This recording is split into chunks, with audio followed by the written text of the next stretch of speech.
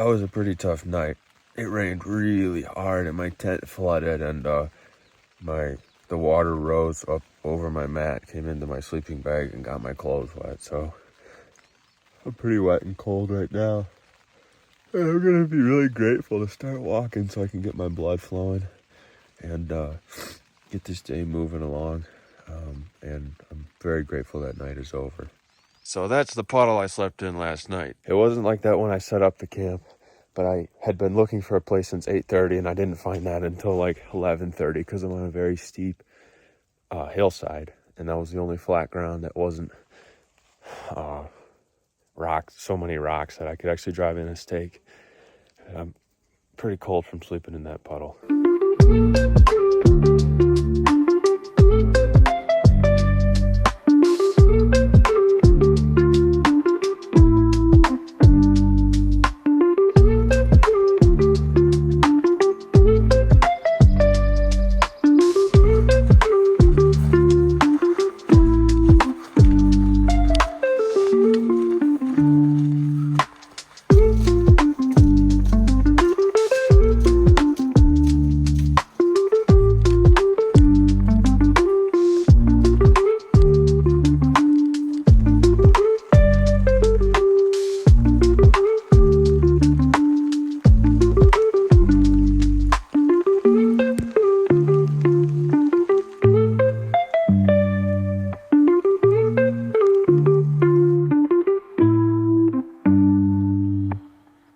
These last couple of days, especially today, I've been relearning how to appreciate the forest in the falling rain.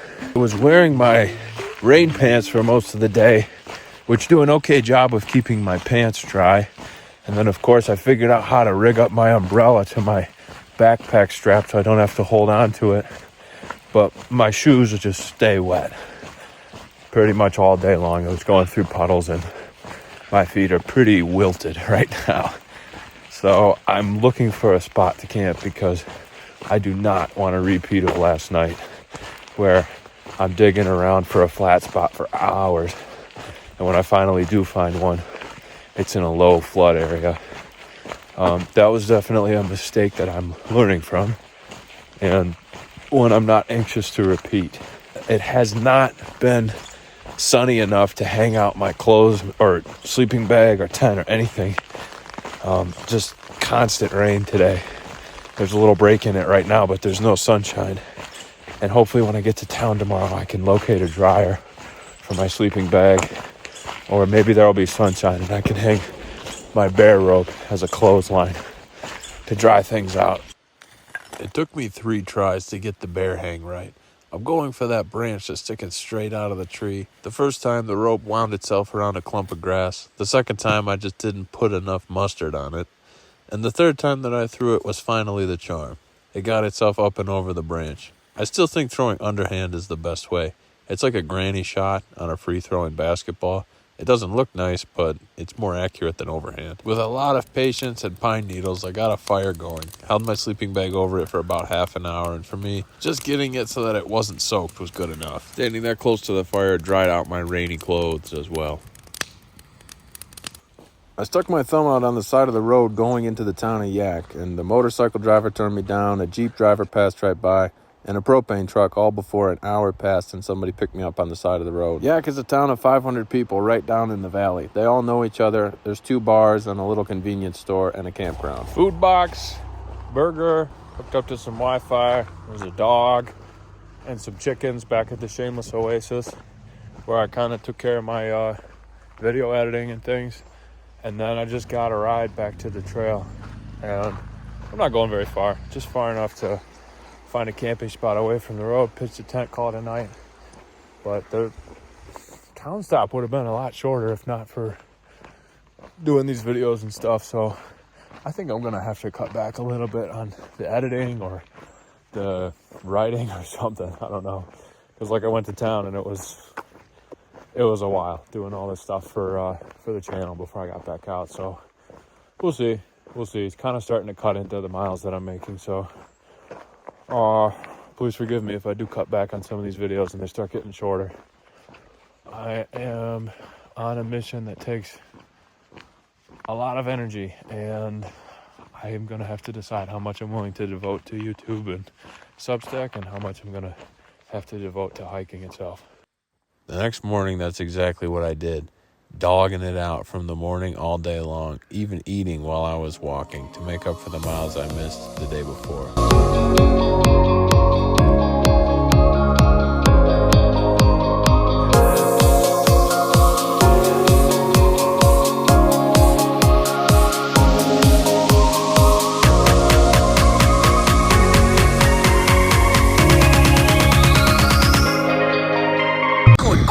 With this stupid hill. My feet hurt. Hungry. I have to poo.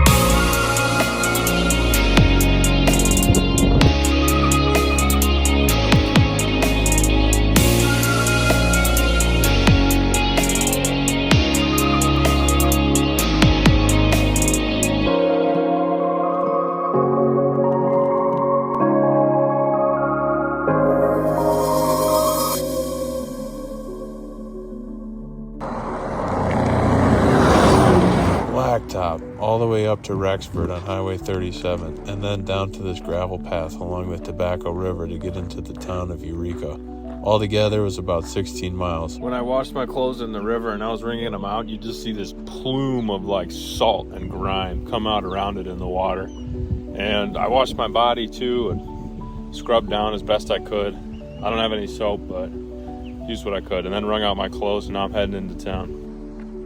After a couple days in the wilderness, it's always disorienting coming into one of these towns and having to try and blend in all of a sudden. I mean, there's no way I'm going to blend in with my backpack and the way that I look, but I at least try and adapt. Everything's bright colors. You have to look both ways before you cross the street. And then you have to mind your manners around people too, which is something I just don't have to worry about at all in the woods. There was a line to buy things at this gas station. And that concept of just standing there next to all those people and not talking, for some reason, rubbed me the wrong way, and I decided not to buy anything. And besides, they didn't have that 99-cent iced tea that I like. I hit the library instead and wrote a 1,000-mile update on my website, stoicnomadic.com. Another road walk. I walked up the main thoroughfare of Eureka, up to the north end of town where my box was waiting for me at the store. Dottie helped me prepare these ahead of time and put them into boxes for each town, planning out how much I would need for each stretch. These silver bags are my dinners, dehydrated meals, and then the plastic bags are just what I eat all day long. This time I have extra beef jerky and olive oil. Subway sandwiches are always a great food option for me when I come into town because they're not greasy, but they're a huge calorie load. Plus they're cheap, so I got 2 of them. I charged my electronics at the Subway and then headed back out on the road. There was the busyness of town as I was leaving, the 3-lane highway I had to cross. And then the road got skinnier, the place got calmer, and there wasn't as much traffic. The further I went out, the more I lost cell service and the less people I saw. Eventually the road turned gravel, and the gravel turned to a path which would be my trail for my climb tomorrow.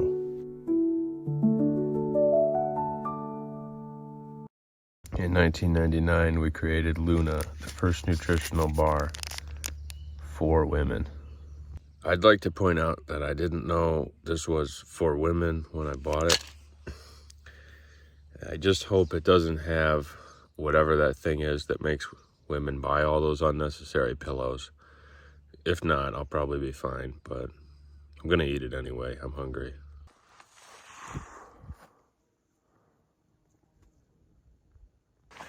Are we close to the Canadian border on the Pacific Northwest Trail? Yes. How close are we to the border? Here's the border. Pretty cool. And behind me, there's the clear cut between the United States and Canada. It goes this way too. That's it. There's the border. No fence, no wall, no military.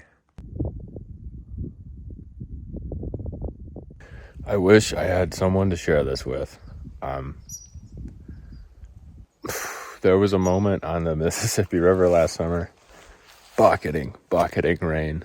And I mean, there was nothing about that trip that was pleasant, but it's like my favorite moment. I happened to capture it on camera. And Mowgli says, There's nobody else I'd rather be living with.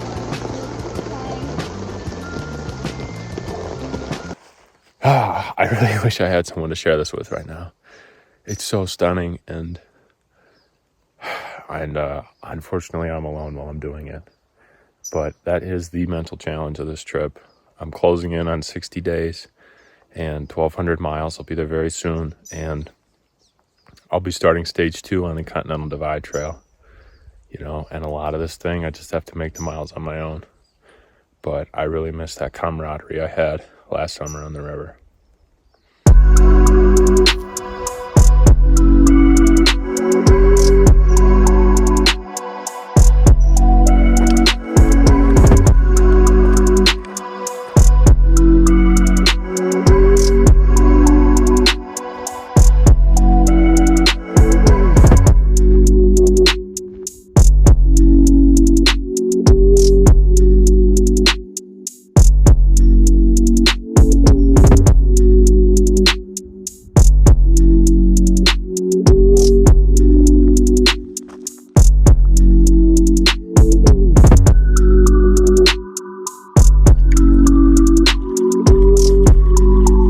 After all the nights outside and in varied conditions, having a view like this is amazing. It's stunning, this place. It was built in 1931, used until 51, and then wasn't restored until 99. Now they let people stay in it. I'm so grateful that it's here. I had a really exhausting day today, and this has definitely made my troubles seem a lot smaller. Just the scale of this place. It seems like I'm at the top of the absolute realm right now, and I can see so much more of it from up here than from where I was when I started my day, when all I could see was a muddy pond and a map of how much I had to do today. And this, I could live 100 years and never see something as beautiful as what I'm seeing tonight. And I realize in the moment that it's something I'll probably never experience again, this mountain, these conditions. So I'm gonna shut my phone off now and appreciate it as much as I can, because my time is limited up here.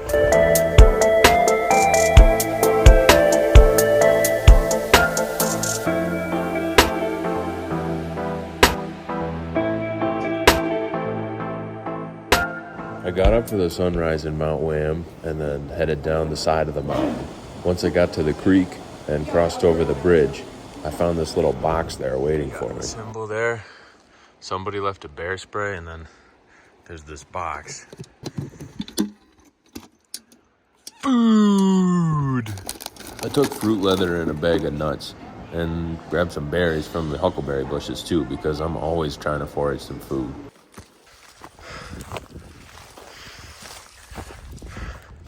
All day long, I've been climbing this pig. I think I made it. I think I could see the survey post. Yep, right there, or whatever that thing is.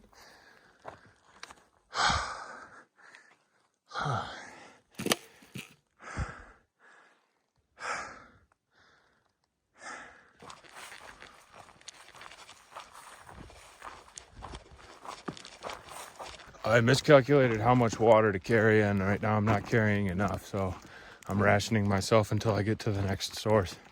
And it's just a tiny spring, so I'm really counting on it being there because I'm already thirsty.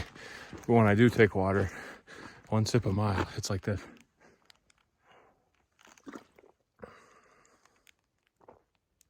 And I like chew it and savor it and try not to waste it, because I don't have much.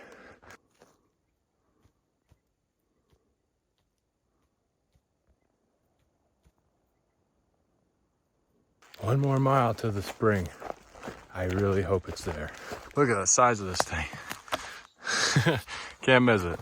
Hey, it's not much, but it's wet. I'll take it. There's the water. Good enough. Well, the trail giveth and the trail taketh away. There's the water I needed.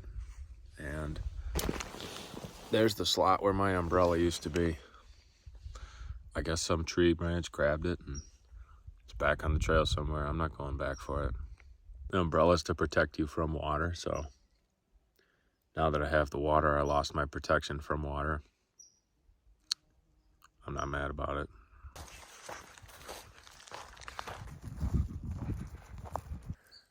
Another one done.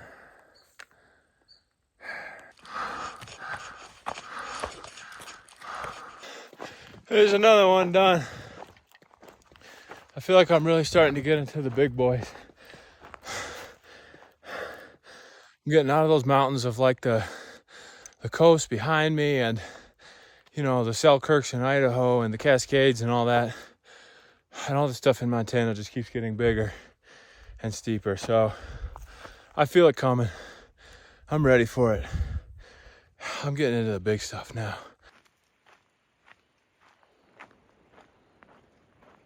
Woke up and went back so I didn't get started till late, but it is a dirt road all day into Polebridge, and because I got such a late start, I don't think I'm going to be able to enter the park today. I'm only going to do like a half day, but I don't know. It just hits me some days that it's like waking up with a weight on your legs or weight on your head or something. You just can't get up. But it's just a dirt road into Polebridge. Grab my food, charge my electronics, and then if it's still open, I'll pull a permit from the ranger office to go into the park. If they've got a spot for me tonight, otherwise it'll be for tomorrow.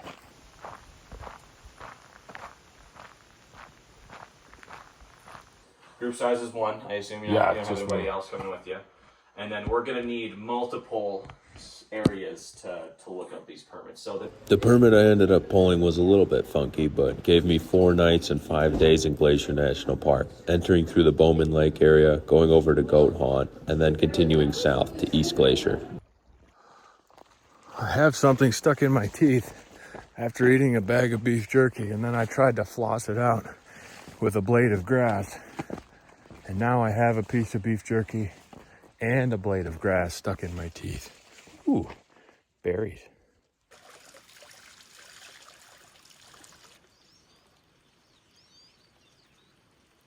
I camped at the hostel last night but didn't take a shower because I don't have soap and I don't have a towel, and it was about the same as going for a swim, so I went for a swim anyway and then got right back into the thick of it, exploring Glacier National Park afterward.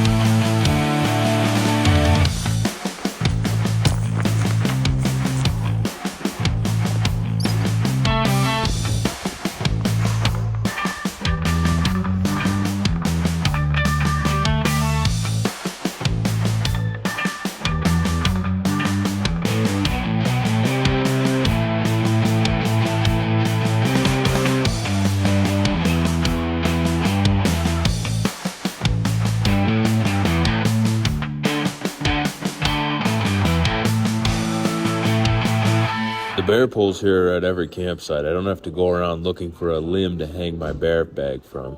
I just throw it over the top of this metal post and pull it up the line. My first day in Glacier and last day on the Pacific Northwest Trail was complete. Yoink.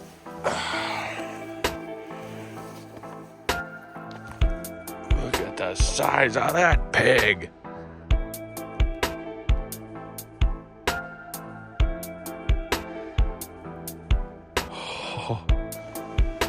Every time I walk across one of these things, I think about Shrek.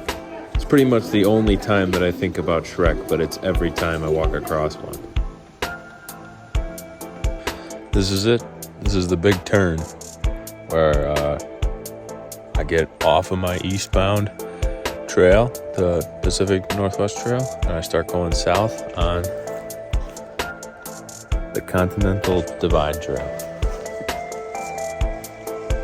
I'm still walking, just now in a different direction.